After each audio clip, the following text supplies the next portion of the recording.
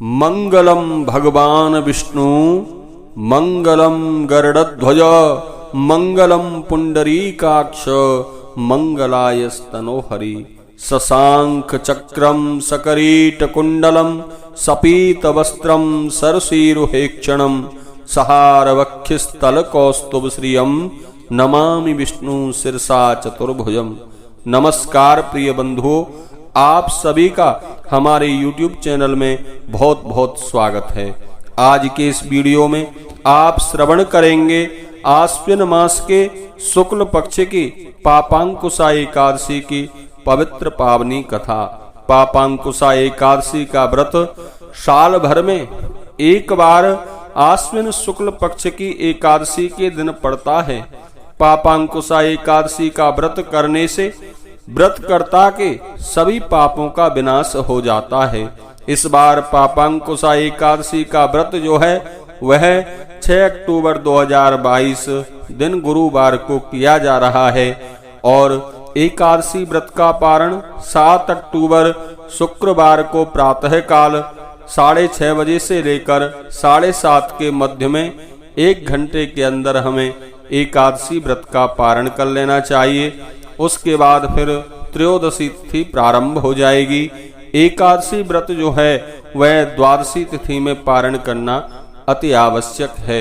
बंधुओं, हमें एकादशी के दिन तो भगवान श्री हरि की विशेष पूजा अर्चना करनी ही चाहिए। द्वादशी के दिन भी प्रातः काल ब्रह्म मुहूर्त में जगकर स्नान आदि करके भगवान विष्णु की विशेष पूजा अर्चना करें। मंजरी सहित तुलसी पत्र भगवान को दोनों दिन अवश्य ही अर्पण करना चाहिए। एकादशी को तुलसी नहीं तोड़ें। रविवार के दिन भी तुलसी नहीं तोड़ते हैं। पहले से टूटी हुई तुलसी पत्र भगवान को अर्पित करना चाहिए एकादशी वाले दिन। द्वादशी के दिन जब आप व्रत पारण करें तो भगवान की पूजा अर्चना करने के बाद ब्राह्मणों को यथाशक्ति दान दक्षिणा देने के उपरांत हमें एकादशी व्रत का पारण तुलसी मिश्रित गंगाजल से अथवा मुख में चावल डालकर करना चाहिए और फिर भगवान नारायण का भोग लगाकर शुद्ध सात्विक भोजन ब्राह्मणों को दान दक्षिणा के बाद स्वयं ग्रहण करना चाहिए। तो चलिए श्रवण करते हैं एकादशी महात्म्य की पवित्र पावनी कथा, पापांकुशा एकादशी की पवित्र पावनी कथा। एक बार प्रेम से कहिए, बोलिए विष्णु भगवान की जय, एकादशी महारानी की जय। बंधुओं, युधिष्ठिर ने देवकी नंदन भगवान श्री कृष्ण से पूछा, भगवान कृपा करके यह बताइए कि आश्विन मास के शुक्ल पक्ष की एकादशी का क्या नाम है। भगवान श्री कृष्ण उत्तर देने लगे। भगवान कहते हैं, राजन, आश्विन मास के शुक्ल पक्ष की एकादशी का नाम है पापांकुशा एकादशी। यह व्रत बहुत श्रेष्ठ है और सब पापों को उखाड़ कर फेंकने वाला है।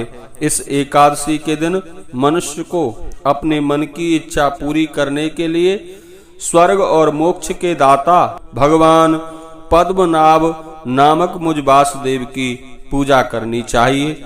इंद्रियों को नियंत्रित करते हुए मुनि लोग जिस फल को बड़े लंबे समय तक कठिन तपस्या करके प्राप्त करते हैं, वह फल इस एकादशी के दिन भगवान गरुड़ध्वज को प्रणाम करने से मिल जाता है।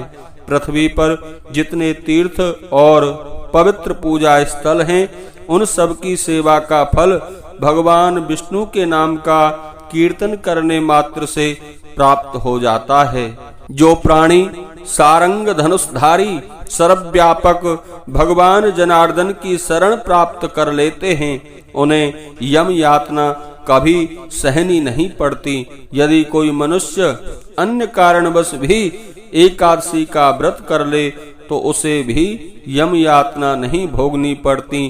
पर यह ध्यान रखने की बात है कि विष्णु भगवान के भक्त को कभी भगवान शिव की निंदा नहीं करनी चाहिए। यदि कोई ऐसा करता है तो वह विष्णु लोक में स्थान प्राप्त नहीं कर पाएगा, निश्चित रूप से वह नरक में ही गिरेगा। इसी प्रकार यदि कोई शिव भक्त भगवान विष्णु की निंदा करेगा तो उसे घोर रौरव नरक की यातना भोगनी पड़ेंगी। यह यातना इतनी लंबी अवधि तक भोगनी पड़ती हैं जितने समय में 14 इंद्रों की आयु होती है। पापांकुशा एकादशी स्वर्ग और मोक्ष प्रदान करती है, साथ ही शरीर को रोगों से बचाकर सुंदर स्त्री, धन एवं मित्र की प्राप्ति कराती है। एकादशी के दिन उपवास और रात्रि जागरण करने से सहज ही विष्णु लोक की प्राप्ति हो जाती है। जो इसका एक बार व्रत करता है उसके अपने कुल की 10, ननिहाल कुल की 10 और अपनी ससुराल के पक्ष की 10 पीढ़ियों का उद्धार हो जाता है। एकादशी का व्रत करने वाले लोग दिव्य रूप प्राप्त करते हैं। विष्णु भगवान की तरह चतुर्भुज हो, गरुड़ के झंडे के साथ हारों से सुशोभित हो, पीतांबर धारण करके बैकुंठ धाम को गमन करते हैं।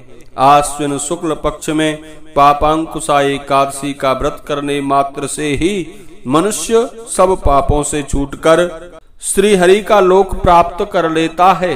जो भक्त इस दिन सोना, तिल, भूमि, गौ, अन्न, जल, जूते और छाते का दान करता है उसे कभी यम के दर्शन नहीं होते। जिनमें इतनी सामर्थ्य नहीं है ऐसे निर्धन व्यक्ति भी स्नान एवं यथाशक्ति दान करके जीवन को सफल बना सकते हैं। जो लोग हवन, यज्ञ, स्नान, जप, ध्यान आदि पुण्य कर्म करते हैं उन्हें भयंकर यम यातना के कभी दर्शन नहीं होते। संसार में जो भी लंबी आयु वाले वैभवशाली, कुलीन और स्वस्थ लोग दिखाई पड़ते हैं उन्होंने पुण्य किए होते हैं। पुण्य करने वाले लोगों की ऐसी ही स्थिति होती है। सभी बातों का सार यह है कि पाप करने वालों की बुरी गति होती है और धर्म करने वाले सुख पूर्वक जीवन व्यतीत करके स्वर्ग चले जाते हैं। बोलिए विष्णु भगवान की जय। एकादशी महारानी की जय।